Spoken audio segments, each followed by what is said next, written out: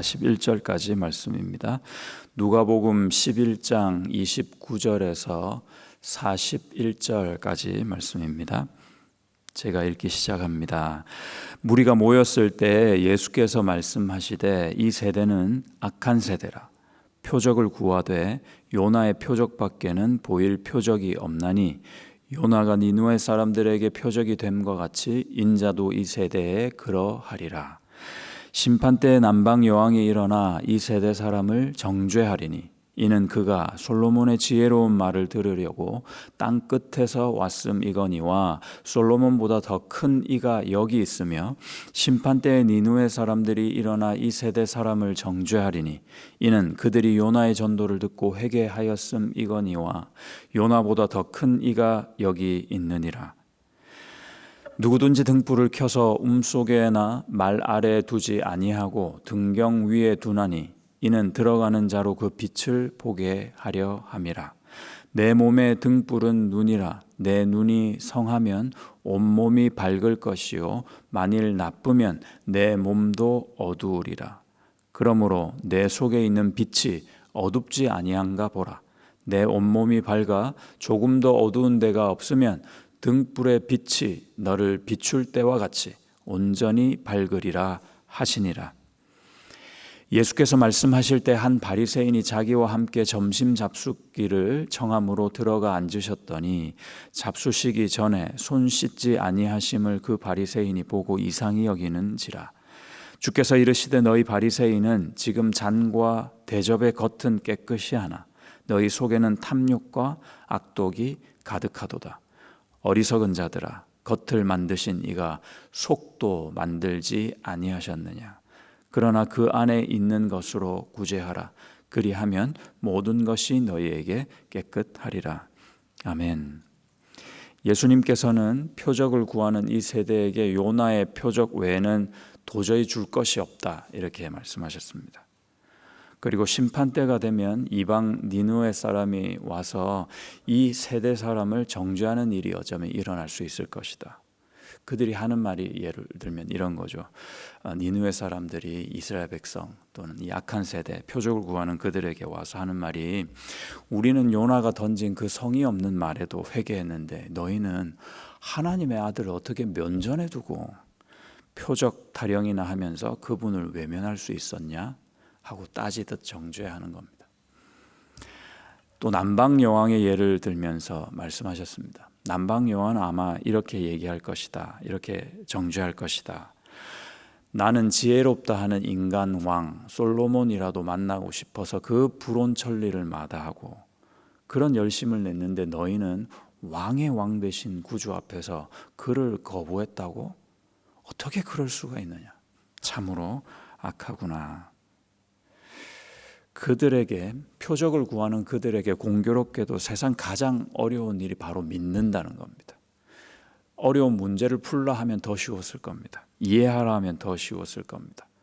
좀 어려운 걸 경험해 보라 하면 그들에겐 더 쉬웠을 겁니다. 그런데 그들에겐 믿음이 어렵습니다. 믿음이 어려운 이유는 그들이 중요시하는 경험할 수 없는 어떤 분야라서 그랬겠죠.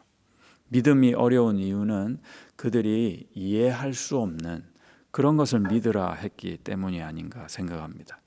그렇다고 그들이 핑계했습니다. 이 세대는 표적을 구하고 이성은 증명을 구하고 믿음은 약속을 찾습니다. 도대체 어떻게 하라는 것인가? 오늘 예수님은 중요한 한 부분, 한 방향으로 초점을 하고 있는데 그것이 바로 마음의 중심, 내면이라는 겁니다. 경험하고 이해하기보다는 믿으라 하셨던 겁니다. 세월이 가고 문명이 발달할수록 인류는 인간이 위대해지는 그런 심각한 모순을 안고 살아야 합니다. 우리 몸만 해도요 하나님이 아니고는 설명할 수가 없다고 합니다. 이게 소우주라고 하잖아요. 그래서 여러분 어떤지 모르겠습니다. 평소에 내가 심장이 있나 이런 걸 느끼고 사는가? 그렇지 않습니다. 심장이 얼마나 나를 위해서 열심히 운동해주고 있는지 모릅니다. 열심히 일하고 있습니다. 하루에 10만 번 뛰고 있다고 합니다. 콩당콩당 이렇게 뛰는 게 10만 번 횟수로 그렇답니다. 그렇게 뛰어서 하는 일이 피가요, 우리 몸에서 한번 시작해서 쭉 한 바퀴 1분 안에 다 돌게 하는 거죠. 그 혈관을 타고 피가 도는데 그 혈관의 길이가요 10만 킬로미터라고 합니다. 내 몸 하나에 있는 혈관의 길이가.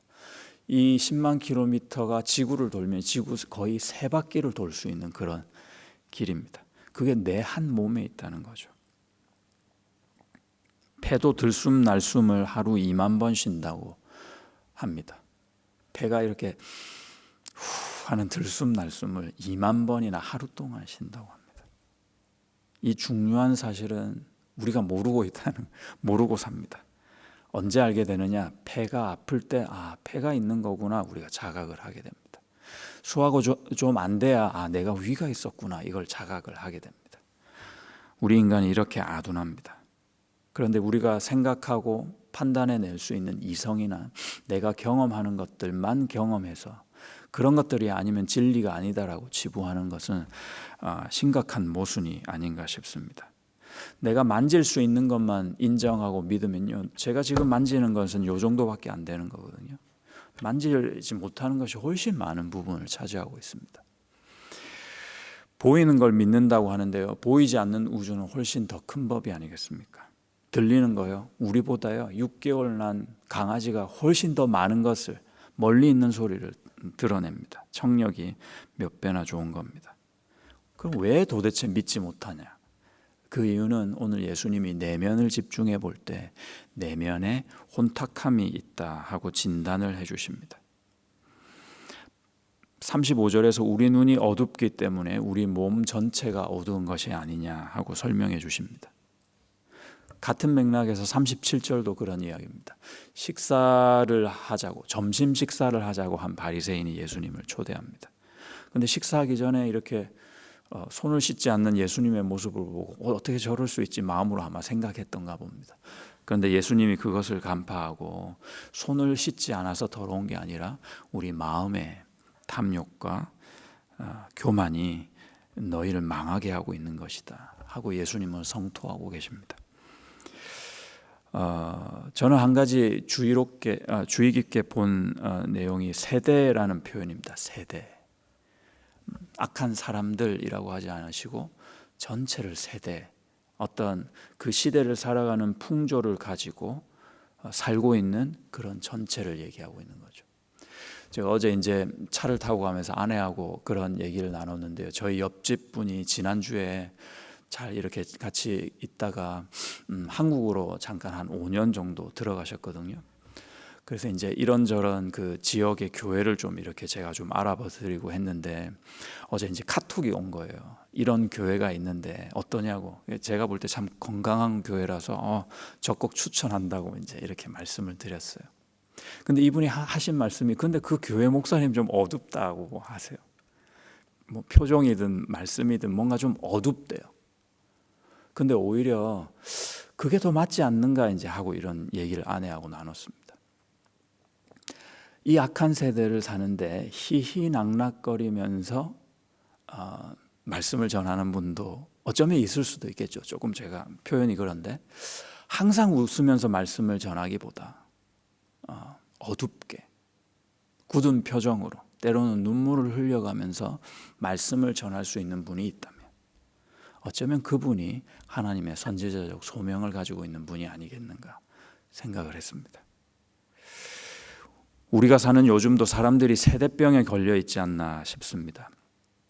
너희가 그리도 악한 까닭은 너희 안의 죄, 그리고 만연된 그 죄와 그 세대가 공통적으로 가지고 있는 그 폐역함 때문이 아니겠는가. 악한 세대를 따라가다 못해 추앙하고 있는 너희들의 모습이 아니겠는가. 예수님 그렇게 진단하셨습니다. 이 세대가 시키는 것에 따라가는 무기력한 성도. 이 세대는 사실은 먹는 것, 입는 것, 예쁜 것, 편리한 것, 빠른 것, 다 겉의 것만 추구하거든요. 그 최극단을 쫓아가고 있는 모습입니다. 막 달려가고 있습니다. 그런데 우리가 이 달려가는 트랙에서 빠져나오지 않으면 이걸 이길 수가 없는 지경까지 이르렀습니다. 그냥 이 세대의 종으로 살아가고 생을 마감할 불쌍한 인생들이 될 뿐이 아니겠는가 위기감을 느낍니다. 로마서 12장 2절에서 너희는 이 세대를 본받지 말고 오직 마음이 새롭게 되어서 변화를 받으라 하셨습니다. 그 다음에 어떻게 해야 됩니까? 하나님의 선하신 뜻이 무엇인지, 기뻐하시는 뜻이 무엇인지, 그 온전하신 뜻이 무엇인지 분별하도록 하라 명령하셨습니다. 의식을 갖고 살라는 겁니다. 교회가 세상의 과학에 발맞추는 것은 발전이 아니라 변질이죠. 말씀과 예배에 집중하지 않은 교회, 이 세대를 바라보면서 온전한 비판 의식을 갖지 못하는 교회, 그것을 나누지 못하는 교회에서는 희망이 없습니다. 그래서 예배와 말씀, 그 변하지 않는 진리, 하나님께서 우리에게 주신 온전한 복, 그것에 집중하고 최선을 다하는 교회만이 이 세대를 이깁니다. 나아가서 이 세대, 이 시대를 선도하고 이끌어가는 교회가 될 것입니다. 요한복음 20장 29절에서 의심하는 도마가 예수님의 허리에 옆구리에 창자국을 만지고 손에 못자국을 만지면서 이제야 주님을 바라볼 수 있게 되자 예수님이 그에게 재미있는 말씀을 이렇게 하십니다. 예수께서 이르시되 너는 나를 본고로 믿느냐 보지 못하고 믿는 자들은 복되도다 하시니라. 예수님이 권장하는 믿음은 뭐냐면은 확인하는 지식에 기반한 믿음이 아니라 그거 없이도 믿는 저력 있는 믿음이라는 거죠. 경험과 이성을 뛰어넘는 믿음이라는 겁니다. 그래서 복이라고 말씀하셨습니다. 일반적으로 모든 이들이 하나님의 은혜를 받을 수는 있는데 일반적으로 공통적으로 하나님의 복을 받을 수는 없습니다. 복은 하나님이 주시는 은혜를 선별적으로 받는다 해서 복입니다. 분명히 하나님의 복은 누군가는 받고요, 누군가는 받지 못하는 것. 그래서 복이라고 하는 겁니다. 믿지 못하는 자, 그들의 믿음이 복되다 하신 이유입니다. 그러니 이 복은요, 주님밖에 못 주시는 거예요. 내가 막 원한다고, 내가 뭘 잘했다고 주실 수 있는 복이 아니라 하나님께서 하늘에서 내려오는 그 복, 그 복을 받는 자들이 그야말로 복된 인생이다 하는 겁니다. 그러니 어떻게 해야 되느냐? 오늘 예수님께서 표적을 구하는 그 세대나 손을 씻지 않아서 거북하게 여기는 그 바리새인에게 바라시는 건 뭐냐면은 너 앞에 복에 근원된 예수가 있으니 나에게 겸손하게 엎드리라는 겁니다. 이 복을 우리 모두는 부디 겸손하게 주님 앞에 엎드려야겠다 생각이 됩니다. 우리가 이렇게 넉넉히 살다가요, 어쩌면 오늘 본문에 나온 표적을 구하는 그들이 심판의 날 우리에게 막 나무랄지도 모를 일입니다. 어떻게 나무랄까요? 그들이 하는 말이요, 우리는 그분이 정말 메시아일 줄은 상상도 못했지, 몰라서 그랬던 거였지. 그런데 너희는 어떻게 살았냐? 너희는 성경 공부도 하잖아. 성경도 다 알고 신약도 구약도 알고 신학도 알고 있고 누가 그걸 풀어서 설명하고 공부도 시키고 설교도 해줬지 않느냐. 너희가 스스로 기독교인이라고 자처하고 구원받았다고도 얘기하면서 너희는 도대체 세상에 살 때 뭘 했느냐 라고 나무랄지도 모를 일입니다. 로마서 12장 2절 말씀 다시 한번 읽고 말씀을 마무리하겠습니다. 너희는 이 세대를 본받지 말고 오직 마음을 새롭게 함으로 변화를 받아 하나님의 선하시고 기뻐하시고 온전하신 뜻이 무엇인지 분별하도록 하라. 오늘 이 말씀에 우리 모두가 아멘 되시기를 예수님의 이름으로 축복합니다. 한 번 더 찬양하겠습니다. 찬송가 510장 통일 찬송